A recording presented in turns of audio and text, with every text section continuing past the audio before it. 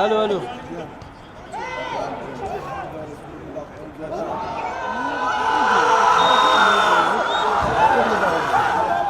İyi.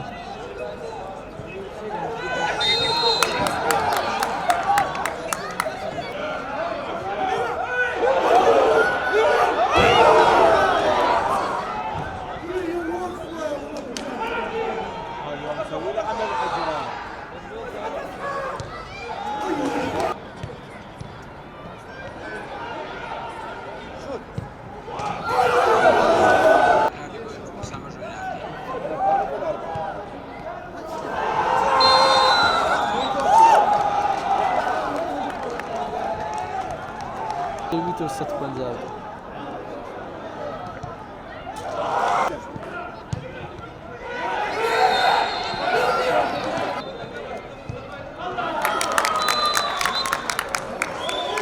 İşte yazdığım milyon ki de Efay Gökhan. Rızavi Doktor Ali var.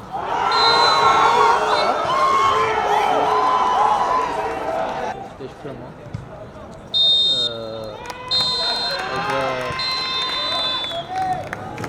Daha onda ben ama şu an inşallah bu konuda yok.